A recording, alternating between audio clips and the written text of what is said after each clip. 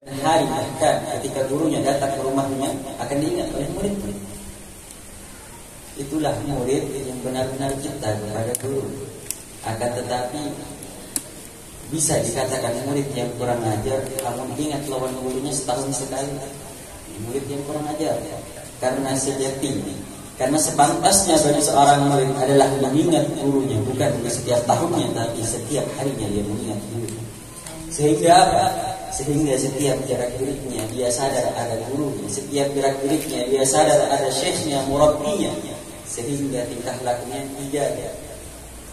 Beda pala amun kita di rumah kita membayangkan ada guru kita, pasti tingkah laku kita dijaga. Pasti kita tidak mau melakukan hal-hal yang berbau dosa, maksiat kita tidak mau. Karena apa? Karena kita merasa malu apabila hal itu dilihat oleh guru. Maka pantas kiranya bagi seorang murid selalu berada di awasan gurunya, selalu sadar, Habib, guru sudah meninggal, bagaimana? Allah berkata dalam Al-Qur'annya, "Wala taqulu liman yuqtalu fi sabilillahi amwat, bal ahya'un 'inda rabbihim yurzaqun." Dan janganlah kalian katakan, kata Allah dalam surah, orang yang meninggal di jalan, orang yang meninggal di jalan Allah adalah orang yang meninggal, mereka semua hidup, kata Allah. Bal ahya'un 'inda rabbihim, akan tetapi mereka hidup di sisi Tuhannya, yurzaqun, diberi rezeki. Bal ahya'un 'inda rabbihim walakin la tash'urun. Walakin lakum la tash'urun. Akan tetapi mereka hidup di sisi Tuhannya, akan tetapi kita tidak merasakannya, kita tidak menyadari. Karena apa? Karena kita jauh dari guru kita. Kalau kita merasa dekat dengan guru kita, kita yakin guru kita ada, kita bisa melihatnya. Kata Al-Habib Ali Al-Mashhur, saudara dari Al-Habib Umar, beliau berkata, kalau kita benar cinta kepada seseorang, maka dengan menyebut namanya kita akan melihatnya. Walaupun orang tadi jauh usia di antara kita, walaupun orang tadi jauh di antara kita, walaupun orang tadi bukan di hadapan kita, kalau kita benar-benar cinta, bahkan dengan mendengar namanya saja hati akan bergetar. Kalau kita sudah ada yang namanya cinta, membahas tentang cinta, sebelum kita membahas cinta kepada guru kita membahas cinta kepada Nabi, membahas cinta kepada Nabi Muhammad sallallahu alaihi wasallam. Yang mana sebenarnya guru-guru kita, para tuan guru, para habaib, para masyayikh terdahulu yang diajarkan kepada umat-umatnya adalah cinta kepada Rasulullah sallallahu alaihi wasallam. Cinta kepada Rasulullah sallallahu alaihi wasallam sebenarnya gampang. Untuk mencintai Rasulullah gampang. Karena apa? Karena ketika seseorang ingin mencintai orang lain, maka harus ada 3 hal dulu sebelum dia mencintai. Yang pertama al-kamal, kesempurnaan. Biasanya kita condong hati kita kepada orang lain karena kita melihat kesempurnaan pada diri. Karena kita melihat hal ini tidak ada kurangnya, orang ini tidak ada kurangnya, maka hati kita condong kepadanya. Yang pertama kesempurnaan al-kamal. Yang kedua al-jamal, keindahan. Keindahan. Kalau kita melihat, kalau misalnya perempuan kita lihat kecantikannya, kita akan melihat kecantikannya. Kalau misalnya pria, kita akan melihat ketampanannya. Karena hal itulah condong hati kita kepada. Dan yang ketiga al-ihsan, kebaikan. Sedangkan ini semua al-kamal, kesempurnaan, al-jamal, ketampanan, keindahan, al-ihsan, kebaikan, semuanya dimiliki oleh Rasulullah sallallahu alaihi wasallam. Dia sungguh sangat dipertanyakan apabila seseorang masih berkata, pantaskah kita kepada Rasulullah sallallahu alaihi wasallam. Datang seseorang ke hadapan Sayyidil Habib Umar bin Hafid bertanya, "Ya Habib, mengapa kita harus cinta kepada Rasulullah sallallahu alaihi wasallam?" Habib Umar menjawab sambil tersenyum, kata beliau, "Ahunaka syakhsun yabki qabla an tulad." Apakah ada di sana seseorang yang pernah menangisimu sebelum kau dilahirkan? Ahunaka syakhsun yad'uka qabla an tulad. Apakah di sana ada seseorang yang pernah mendoakanmu sebelum kau dilahirkan? Sungguh Rasulullah sallallahu alaihi wasallam mendoakan kita sebelum kita dilahirkan. Rasulullah sallallahu alaihi wasallam berharap berkumpul dengan kita di surganya sebelum kita jauh dilahirkan. Akan tetapi apa balasan kita kepada Rasulullah sallallahu alaihi wasallam? Kita hanya bisa membalas dengan bersolawat kepada Rasulullah sallallahu alaihi wasallam. Kata Rasulullah sallallahu alaihi wasallam, barang siapa yang lisannya basah karena sering bersolawat kepada, maka dia akan masuk surga dalam keadaan tersenyum. Balasan yang luar biasa. Salawat, perbanyak salawat. Dan kita tidak bisa mengetahui apa itu salawat yang terbaik. Kita tidak bisa mengetahui bagaimana cara mendekatkan diri dengan sunnahnya Rasulullah kalau bukan karena para guru. Jadi cinta kepada para guru yang mendasari cinta kita kepada Rasulullah sallallahu alaihi wasallam. Membahas tentang cinta, teringat saya dengan suatu kisah cinta yang sungguh luar biasa. Cinta yang mana terjadi jauh sebelum zamannya Rasulullah, terjadi kepada Zulaikha. Kisah cinta seorang Zulaikha kepada Yusuf. Mungkin yang kita tahu Zulaikha orang Mesir, sebenarnya Zulaikha itu orang Mesir. Zulaikha bukanlah orang Mesir. Zulaikha negerinya jauh dari Mesir. Akan tetapi dari negeri Zulaikha inilah Zulaikha terkenal karena kecantikannya.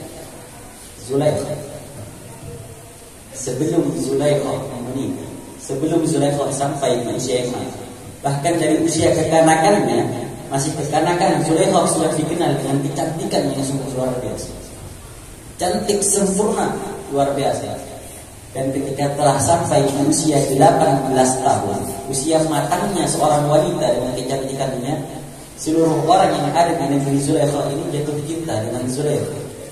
Ingin meminang Zulaikha, sedangkan Zulaikha adalah anak orang kaya. Zulaikha anak orang kaya, sudah bunga suri itu sempurna. Bunga suri nasabnya bagus. Si Zulaikha kayanya, setiap raja-raja datang ingin melamar si Zulaikha. Akan tetapi ayahnya berkata kepada si Zulaikha, ini ayahnya yang baik hati, tidak memaksakan kehendak diri. Kata ayahnya berkata kepada Zulaikha, wahai anakku Zulaikha, aku tidak akan memaksamu untuk menikah dengan orang lain. Kalau engkau ingin menikah dengan seseorang, katakanlah kepada aku dan aku akan menerima tawaran itu. Akan tetapi jika engkau berkata aku tidak ingin, maka lamaran dari orang lain tidak akan aku terima itu. Sampai serang bertahun-tahun, dari umur 18 tahun, si Zulaikha matang kecantikannya, masih belum mendapatkan lelaki yang menjadi idaman hati, masih belum mendapatkan pria yang sempurna di mata si Zulaikha. Datang dari yang kaya, datang mendatanginya. Para raja, para bangsawan mendatanginya. Wajah yang para serupawan mendatangi Zulaikha. Tapi dia berkata kepada ayahnya, wahai ayahku, mereka semua memiliki harta, mereka semua memiliki ketampanan, akan tetapi mereka tidak memiliki hati. Sehingga untuk apa aku mencintai seseorang? Untuk apa aku menikahi seseorang jika aku tidak mencintai? Kata Zulaikha. Akan tetapi abahnya ini pusing sudah. Ayah si Zulaikha ini sudah putus asa dengan Zulaikha. Bingung juga dengan keadaan si Zulaikha, yang mana sudah masuk usia perkawinan tapi tidak ingin kawin, tidak ingin menikah. Sampai di suatu malam si Zulaikha ini bermimpi.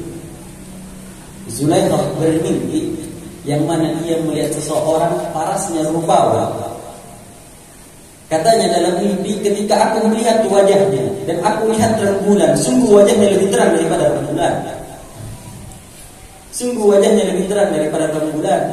Tapi sayang, di dalam mimpiku aku tidak sempat berbicara kepadanya, sehingga aku hanya dapat melihat wajahnya tanpa berbicara, tanpa berbincang-bincang dengannya. Ketika bangun dari mimpi, si Zulaikha galau, si Zulaikha bimbang. Awalnya Zulaikha yang dikenal sebagai wanita pria, wanita yang aktif, hilang senyum di bibirnya. Hilang senyum di bibirnya, galau si Zulaikha. Karena apa? Karena membayangkan seseorang. Bayangkan pada kita cinta lawan seseorang, tapi kita tidak bisa mengetahui siapa namanya. Kalau kita tahu namanya, mesti nyaman mencari. Ini tidak tahu namanya. Ma'arif benar. Tengah jalan lihat binian buas menghentak mendatangi, karena tahu namanya. Warga dapat di jalan, terbayang-bayang ada. Si Zulaikha pun seperti itu. si Zulaikha karena dia hanya bermimpi dengan seseorang yang mana dia tidak tahu namanya. Galau si Zulaikha, hilang senyum di bibirnya sampai abahnya ini bingung. Anakku yang dulu engkau sering kulihat senyumanmu, yang dulu engkau sering kudengar tawamu, kenapa sudah hilang itu semua keindahan?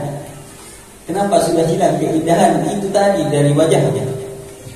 Kata si Zulaikha, wahai ayahku, aku bermimpi melihat seorang pemuda yang begitu tampan rupawan, tetapi aku tidak mengetahui namanya. Lain sehari dua hari, sebulan 2 bulan si Zulaikha ini galau sampai kurus awaknya. Sampai suatu ketika di tengah malam Zulaikha melihat rembulan, dia berkata, wahai seseorang yang datang di mimpiku, katanya, wahai seseorang yang datang di mimpiku, sudahkah kiranya engkau datang lagi di mimpiku dan berkata, siapa namamu? Kata si Zulaikha, sebelum guring ini melihat rembulan, setiap hari kayak itu. Sampai suatu ketika datang lagi seseorang di mimpinya, orang yang pertama tadi datang lagi di mimpi. Akan tetapi ketika Zulaikha bertanya, siapa namamu? Orang tadi menjawab, liqa'una fil Misr. Kita akan bertemu di Mesir, kata dia. Kita akan bertemu di Mesir. Masih belum menjawab pertanyaan Zulaikha. Pemuda tadi tidak mengatakan siapa namanya, tapi pemuda tadi berkata, kita akan bertemu di Mesir. Kita akan bertemu di Mesir. Bangunlah Zulaikha dari tidurnya. Bangun dalam keadaan girang karena mendapatkan janji dari orang yang dia cintai bahwa akan bertemu di Mesir. Sampai suatu saat, karena Zulaikha ini terkenal cantiknya, yang melamar kada berlebihan. Dalam setahun itu pasti ada yang melamar, kada berlebihan. Walaupun ditolak masih berusaha melamar. Sampai Zulaikha mendapatkan lamaran dari Mesir. Mendapatkan lamaran dari Mesir. Awalnya Zulaikha yang galau ketika dapat lamaran dari Mesir, dapat undangan pernikahan untuk menikah dengan orang Mesir, dengan bangsawan Mesir. Gembira luar biasa si Zulaikha. Ayahnya lantas bertanya, wahai Zulaikha, tidakkah kiranya engkau ingin melihat wajahnya dulu baru kau menerimanya? Karena undangan sebelumnya pala, lakiannya yang datang, ini cuma undangannya aja langsung diterima. Bingung abah. Yang bungas datang, ikan melihat kita terima, ini suratnya aja langsung ikan terima. Kenapa? Kata si Zulaikha berkata dengan ayahnya, karena aku bermimpi orang yang aku cintai berkata kita akan bertemu di Mesir, maka segala sesuatu yang berada di Mesir aku mencintainya. Aku mencintai segala sesuatu yang ada di Mesir. Luar biasa cinta si Zulaikha. Langsung dia berangkat ke Mesir, menerima lamaran bangsawan Mesir. Ketika sampai di Mesir, si Zulaikha ini kada sabar dalam hati. Yang mana gerangnya yang melamar? Kada sabar hendak melihat.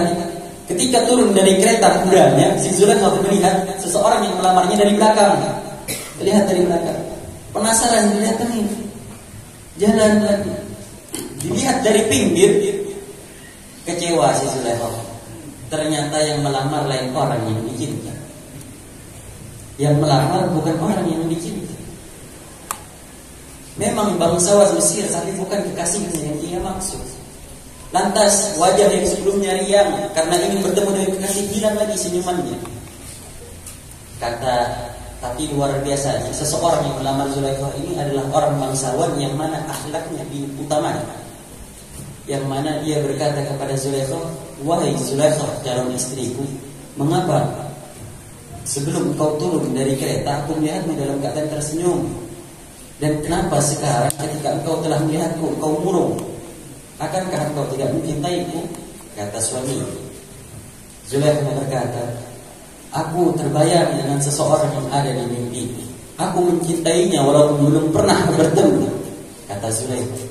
Kata si suaminya lagi menjawab, baiklah kalau memang engkau tidak mencintaiku, tapi biarkanlah engkau tinggal bersamaku. Dengan seiring berjalannya waktu, insya Allah bibit cinta akan timbul di hati. Kata si pria tadi, hidup bersama baik. Si Zulaikha ketika menikah di usia 20 tahun, lawas hidupnya, masih belum pernah disentuh oleh suami. Suaminya masih menjaga si Zulaikha, masih belum pernah disentuh. Suaminya berkata, aku tidak akan pernah menyentuhmu sampai engkau berkata cinta kepada. Setiap hari lawan suaminya dibawakan kado. Si Zulaikha masih belum pernah tersenyum. Zulaikha masih belum pernah tersenyum. Dibawakan kado, dibawakan hadiah, masih belum pernah tersenyum si Zulaikha. Dibawa ke pasar perjalanan. Kalau si Zulaikha berjalan di pasar, di usianya yang sudah tua, bahkan dikatakan oleh para ahli sejarah, ketika usianya sudah 40 tahun, ketika berjalan di pasar, semua orang yang di pasar menoleh.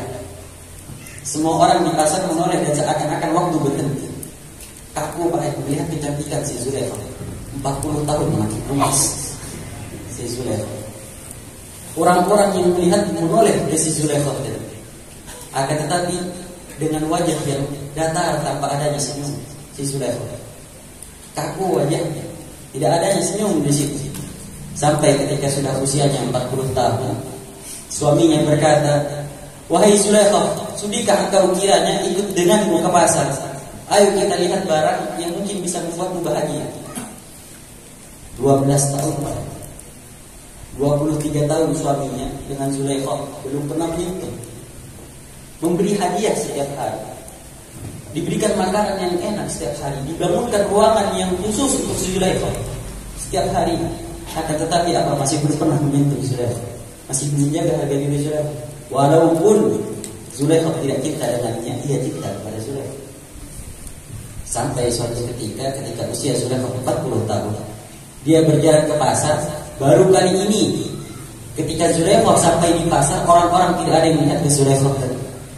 Baru kali itu ketika Zulaikha berjalan di pasar, semua orang tidak ada yang menoleh kepadanya lagi. Suaminya heran, si bangsawan ini heran. Tumben setiap aku datang dengan Zulaikha, biasanya semua orang mengalihkan pandangannya kepada Zulaikha. Tetapi saat ini kenapa semua orang tidak ada yang melihat Zulaikha? Kata orang-orang, ada di sana rembulan yang lebih indah daripada Zulaikha. Ada rembulan yang lebih indah dari Zulaikha. Penasaran si bangsawan tadi, dibawalah Zulaikha ke tempat itu. Ternyata di situ ada Nabi Yusuf alaihissalam. Nabi Yusuf alaihissalam. Ketika Zulaikha melihat Yusuf, tersenyumlah Zulaikha. Kata suaminya, baru dari pertama aku melamarnya, dari pertama aku menikahimu, inilah senyuman yang baru kulihat. 22 tahun Pak, hanya melihat sekali senyuman ini. Lalu dia menyimpulkan dalam hatinya, apakah engkau ingin aku memberikanmu dia budak dari si Yusuf karena budak? Apakah engkau ingin aku memberikanmu budak tadi? Iya, kata si Zulaikha. Ketika budak tadi sudah dibeli, Zulaikha ini dalam keadaan bahagia dan dalam keadaan sedih. Bahagia campur aduk. Bahagia karena apa? Karena bertemu dengan pujaan hati. Tapi Pak, dalam keadaan itu usia Nabi Allah Yusuf 8 tahun. Zulaikha 40 tahun. Nabi Yusuf usianya 8 tahun. Kata Zulaikha, aku bingung, katanya. Haruskah aku dalam keadaan bahagia atau aku dalam keadaan sedih? Aku bahagia karena bertemu denganmu, seseorang yang mengganggu mimpi. Akan tetapi aku bersedih karena usia kita tidak dapat diharapkan lagi. Usia kita terlalu berbanding jauh, kata si Zulaikha. Akan tetapi apa, biarlah, bawalah Yusuf ke istana, biar kami yang merawatnya. Si Zulaikha merawat Nabi Allah Yusuf alaihissalam. Dirawat Nabi Allah Yusuf. Bertahun-tahun dirawat Nabi Allah Yusuf oleh Zulaikha. Dirawat sampai ketika Nabi Allah Yusuf di usia 18 tahun. Zulaikha usianya 58. Jauh perbandingan usianya 58. Tapi kecantikan Zulaikha tidak sedikit pun memudar. Kecantikan Zulaikha tidak sedikit pun memudar. Bahkan Nabi Allah Yusuf senantiasa berkata apa? Setiap aku melihat Zulaikha, sungguh aku merasakan getaran di hati. Akan tetapi aku tidak berani untuk mendekatinya karena aku mengenal Allah Subhanahu wa taala. Karena Allah selalu mengawasi. Sampai ketika Nabi Allah Yusuf sempurna usia 18 tahun, ketampanannya sudah sempurna Nabi Allah Yusuf. Ini pada sebelum meneruskan ketampanan, ketika Allah Subhanahu wa taala menciptakan ketampanan, Allah ibarat ketampanan itu ibarat bola, ibarat bola. Setengah dari ketampanannya Allah berikan kepada Rasulullah sallallahu alaihi wasallam. dibagi jadi setengah-setengahnya Allah berikan kepada Rasulullah sallallahu alaihi wasallam. Dan yang setengah lagi sisanya Allah bagi menjadi dua. Seperempatnya Allah berikan kepada Nabi Allah Yusuf. Dan sisanya yang seperempat Allah bagikan kepada kita. Ini dah hasilnya. Kita bagi-bagi, yang dapat banyak sedikit kebungas, yang sedikit badan beringas. Jadi kembali lagi ke pembahasan yang mana Nabi Allah Yusuf alaihissalam ketika usianya sudah 18 tahun, ketampannya makin ketampan lagi. Zulaikha berkata apa? Ketika aku melihat Yusuf, perutku yang asalnya lapar jadi kenyang. Melihat kekasih itu kenyang ya. Ujar si Zulaikha bahkan dalam kitab disebutkan Pak, ketika aku melihat Yusuf di waktu pagi, aku menolehkan pandanganku di waktu malam hari. Kada sadar melihat ketampanan Nabi Allah Yusuf mulai pagi sampai sore. Kada sadar lagi sudah si Zulaikha. Kata si Zulaikha, setiap aku melihat awan bentuknya seperti wajah Yusuf. Setiap aku melihat terang bulan bagaikan wajah Yusuf. Melihat segala sesuatu bagaikan Yusuf. Sangat cinta si Zulaikha ini kepada Nabi Allah Yusuf. Sampailah terjadi suatu ketika yang mana kejadian suaminya pergi meninggalkan Zulaikha. Suaminya pergi meninggalkan Zulaikha, yang mana Nabi Allah Yusuf Zulaikha ini ingin mendapatkan hati Yusuf, ingin berkumpul dengan Yusuf, ingin melakukan maksiat dengan Yusuf. Dibawalah si Zulaikha ini punya ruangan yang mana dari ruang inti ke kamar si Zulaikha ini ada 17 pintu. Ada yang mengatakan 17, ada yang mengatakan 7, ada yang mengatakan 9 pintu. Yang mana jarak dari pintu pertama ke pintu kedua, jaraknya ada yang mengatakan 2 kilo. Jaraknya 2 kilo pintunya. Jadi ada di situ berkuda. Pakai kereta tidak, ada ke kamar paling ujung. Zulaikha berkata kepada pegawainya, berkata dengan pembantunya, aku akan membawa Yusuf ke kamarnya. Dan setiap aku telah melewati pintu, engkau yang menguncinya dari belakang. Dibawa berduaan dengan Zulaikha yang kecantikannya tidak sedikit pun memudar. Kecantikan Zulaikha tidak sedikit pun memudar. Bahkan setiap hari Nabi Allah Yusuf masih berkata, aku tetap mencintai Zulaikha walaupun dia sudah tua. Kecantikannya makin tua makin jadi si Zulaikha dibawa melewati pintu pertama. Setelah lewat si Yusuf dan Zulaikha dikunci dari belakang, dikunci dari luar, dikunci sampai di kamar yang terakhir. Si Zulaikha merayu Nabi Yusuf. Si Zulaikha merayu, memanggil nama Yusuf. Kata Zulaikha, wahai Yusuf, tidakkah kita di kamar ini sudah berdua? Kita sudah berdua di kamar ini. Tidak ada seseorang pun yang mengetahui kita ada di dalam sini. Kata Zulaikha, aku tahu wahai Yusuf, kata Zulaikha, kalau engkau sebenarnya cinta kepadaku, dan dari cintamu lah maka mari kita lakukan hal yang sudah sewajarnya dilakukan bagi dua orang yang saling mencintai. Datanglah Nabi Allah Yusuf berkata, aku ingin mendatangi si Zulaikha, akan tetapi aku melihat ayahnya. Nabi Allah Yusuf melihat ada ayahnya yang melarangnya. Kata Nabi Allah Yusuf, wahai Zulaikha, kita tidak berdua, ada yang dapat melihat kita. Kata Nabi Allah Yusuf, yang melihat kita adalah Tuhanku dan Tuhanmu. Yang melihat kita adalah orang, yang melihat kita adalah sesuatu yang menciptakan kita, adalah Tuhan kita yang melihat kita. Takutlah engkau kiranya kepada Allah, wahai Zulaikha. Ini cobaannya Pak. Kalau kita, makanya seorang pemuda dari salah satunya golongan orang yang mendapatkan naungan di hari tidak ada naungannya. Yaumul ladzillu, di hari tidak ada naungan kecuali naungannya, adalah pemuda yang ketika di hadapan seorang wanita yang menyerahkan dirinya, dia berkata, ini akhafullah rabbal alamin. Ketika dirayu oleh wanita, keadaan berdua, wanitanya yang merayu bungas, tapi dia tidak ingin melaksanakan hal-hal yang seperti itu, dan dia berkata, ini akhafullah rabbal alamin. Dia berkata, aku takut kepada Allah Tuhan semesta alam. Jangan dicobai baik. Kada sanggup kita. Amun Nabi Yusuf ini lain, tingkatannya Nabi sudah mencintai lain lagi wala. Wani kada sampai, wala sampai. Ketika itu Nabi Allah Yusuf berkata, Allah yang memperhatikan kita. Zulaikha berkata, siapakah Allah? Katanya, Allah adalah yang memilikiku, kata Nabi Allah Yusuf, dan Allah adalah yang memilikimu. Aku takut, katanya, kalau aku melakukan hal-hal yang tidak pantas denganmu, aku melakukan hal yang berbau maksiat, Allah akan membenciku, kata Nabi Allah Yusuf. Zulaikha masih belum mengenal iman di hati. Zulaikha masih belum mengenal siapa Allah Subhanahu wa ta'ala. Maka larilah Nabi Allah Yusuf, karena si Zulaikha ini merayu si Yusuf. Bahkan ulama berkata hatta uryanun tariq, tanpa selai lenang sekali Zulaikha merayu si Yusuf. Hatta uryanun tariq.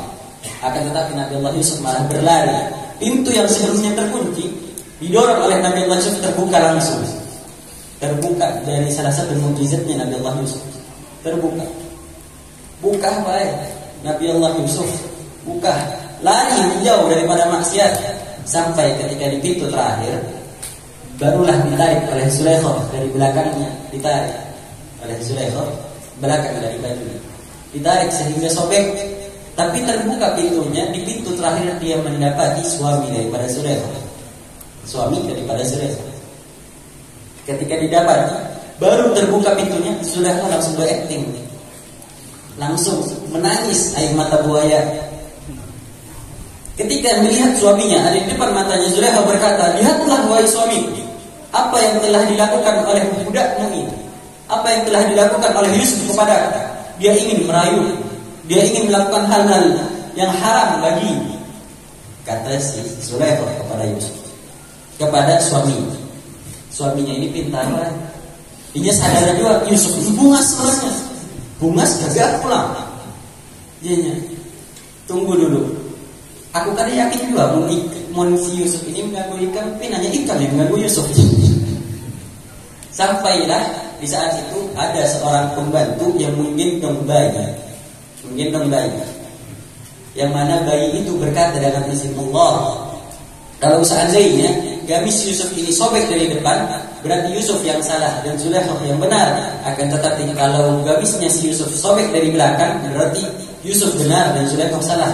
Karena logikanya, kenapa kalau orang dipaksa, biasanya perempuan akan berusaha melawan dari depan. Jadi depannya yang sobek. Kalau dari belakang berarti perempuannya yang maksa. Karena hal itu tahu si suaminya kalau Zulaikha lah yang bersalah. Akan tetapi untuk menutupi fitnah, Yusuf yang ditangkap, Nabi Allah Yusuf yang ditangkap. Akan tetapi sebelum ditangkap Nabi Allah Yusuf ini dicambuk dulu. Zulaikha berkata, cambuklah Yusuf sebelum Yusuf dipenjarakan. Nabi Allah Yusuf ketika dicambuk, yang menangis kesakitan bukan Nabi Allah Yusuf, Zulaikha yang menangis kesakitan. Kata Zulaikha, setiap cambukan yang sampai ke tubuh Yusuf, aku merasakan sakitnya, karena aku sadar hatiku dan hati Yusuf sudah menyatu. Kekuatan cinta luar biasa. Orang bahari cintanya kada sama orang wahimi. Orang bahari. Yusuf yang dipukul, Zulaikha yang kesakitan. Karena apa? Melihat kekasihnya sakit, dia pun sakit. Zulaikha, sampai si Zulaikha ini kada sanggup lagi. Jangan dipukul lagi si Yusuf, jangan dipukul lagi. Zulaikha ketika Yusuf di penjara, bingung si Zulaikha ini. Bagaimanakah caranya agar Yusuf ini cinta kepada? Masih memikirkan caranya, masih dipikirkan caranya bagaimana Yusuf ini cinta. Kata Zulaikha, aku ingat ketika aku ingin mengajak Yusuf melakukan hal yang tidak pantas, dia berkata kalau dia milik Allah, maka pantas bagiku untuk aku mendekatkan diriku kepada Allah, sehingga ketika aku telah dekat kepada Allah, mungkin Allah akan memberikan Yusuf kepada. Jadi setiap harinya Yusuf, si Zulaikha ini yang setiap hari berzikir nama Yusuf, dia merubah Allah, Allah setiap hari berkata Allah, Allah, Allah, Allah, setiap harinya berzikir Allah, Allah. Sampai ketika Nabi Allah Yusuf keluar dari penjara, cintanya sudah hilang kepada Nabi Allah Yusuf. Yang setiap hari kalau Yusuf ini lewat di depan Zulaikha, Zulaikha ini pasti melihat ke Yusuf. Tetapi ketika Nabi Allah Yusuf keluar dari penjara, Nabi Allah Yusuf lewat di depan Zulaikha, Zulaikha melempar wajahnya, memalingkan wajahnya. Sampai Nabi Allah Yusuf lagi yang penasaran, Nabi Allah Yusuf ini dulunya kada mau berpanding lawan si Zulaikha, jual mahal. Dulu jual mahal lawan Zulaikha Nabi Allah Yusuf. Ketika melihat Zulaikha, Nabi Allah Yusuf pasti memalingkan wajahnya. Tapi ketika sudah keluar dari penjara, Nabi Allah Yusuf lagi yang sangat cinta kepada Zulaikha. Ketika melihat keadaan Zulaikha yang biasanya melihat kepada Nabi Allah Yusuf, tidak melihat lagi, penasaran si Nabi Allah Yusuf. Wahai Zulaikha, mengapa sekarang kau tidak lagi memandang wajahnya? Dulu engkau memandang wajahnya. Dulu engkau sangat suka melihat wajahnya, tapi kenapa sekarang kau merasa jijik dengannya? Kata Zulaikha, semenjak aku kenal dengannya, aku lupa selainnya. Semenjak dia sudah masuk ke hatiku, aku tidak ingin orang lain masuk ke hati. Semenjak aku cinta kepadanya, aku membenci selainnya. Aku cinta kepada Allah sehingga aku tidak mengenal selain Allah.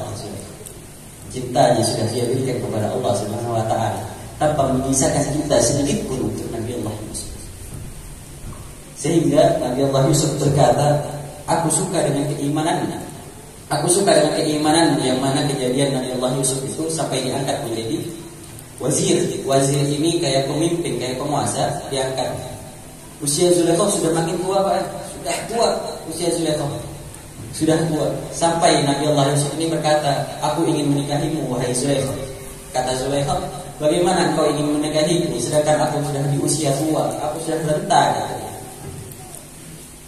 Ini adalah perintah daripada Tuhan, kata Nabi Allah Yusuf.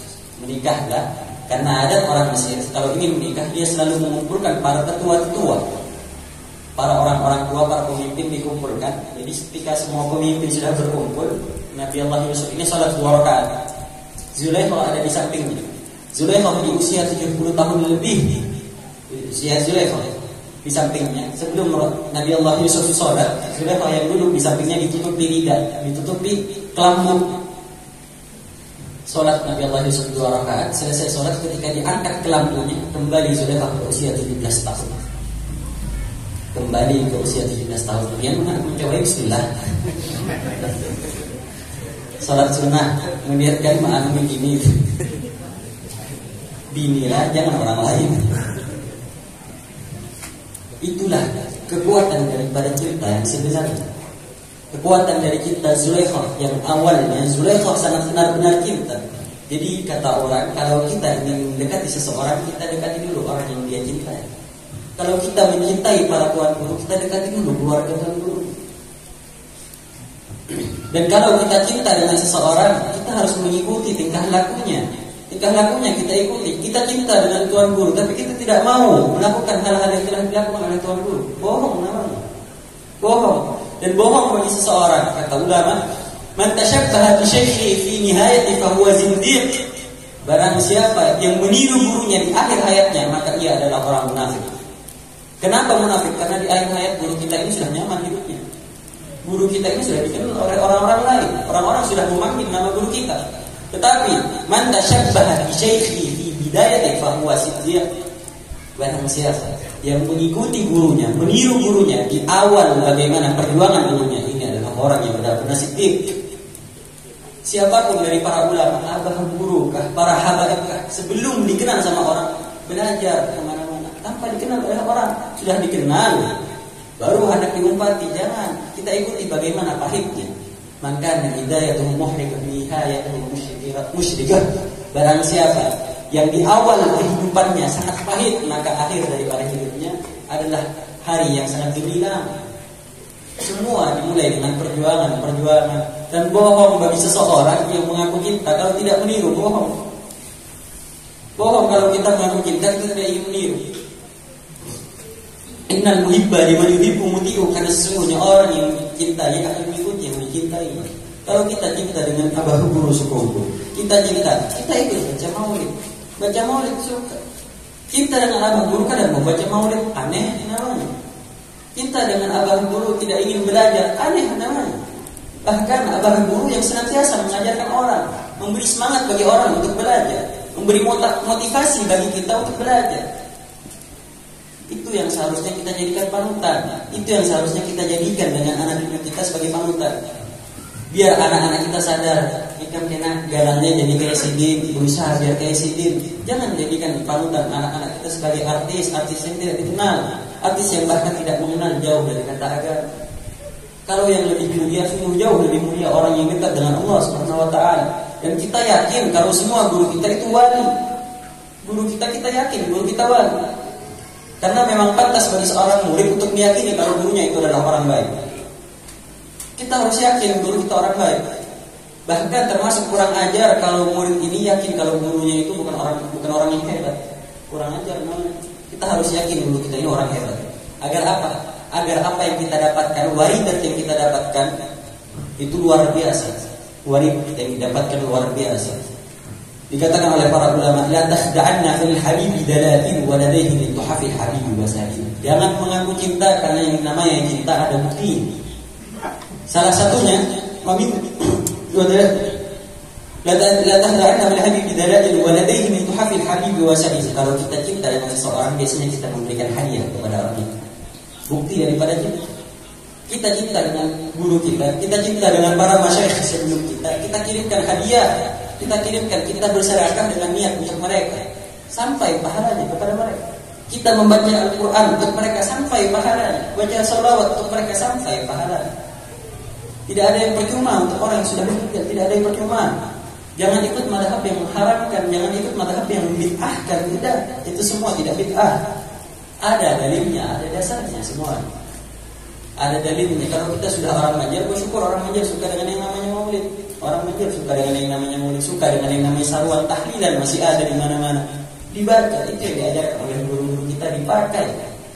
Hal yang seperti itu dipakai. Jangan sampai sangat disayangkan kalau nanti semakin zaman, semakin hari ini sudah semakin jarang, kasihan anak cucu kita, anak cucu kita dia tidak mengenal siapa guru kita, sayang.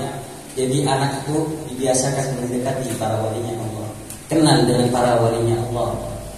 Ajarkan anak itu agama, bukan maksudnya sepanjang hidupnya agama, paling ada bidayahnya, dasarnya ada agamanya. Kalau sudah tuanya hendak kuliah, silahkan hendak kuliah, kenapa? Anda kuliah hendak jadi apa, silahkan, tapi dasarnya ada agamanya. Nyaman, namun ada apa-apa di rumah bisa jadi imam. Orang tua meninggal bisa bikin tahlil. Lebaran bisa mengelangi ke makam, tapi sudah dari awal ketidak agamanya. Jangan diharap orang anak tadi akan ziarah ke kuburan kita, jangan diharap. Anak tadi melawan, sudah pasti kamu sudah ketidak dasar agamanya, anak sudah pasti melawan kepada orang tua. Tapi kalau dari awal diajarkan kepada tuan guru, cinta dengan tuan guru, diajarkan melihat guru. Anak itu kalau ditarik, malah kamu ditarik, anak-anak harus itu dibawa ke tempat majelis-majelis ini, dibawa ke hadapan para walinya Allah, dibawa. Untuk apa? Untuk dipandang saja, untuk dipandang, dibawa kita. Bawa, biasakan kalau orang bahari membawa anaknya ke hadapan guru, doakan guru, dibawa. Jangan kita hilangkan adat orang tua yang baik seperti itu, jangan dihilangkan.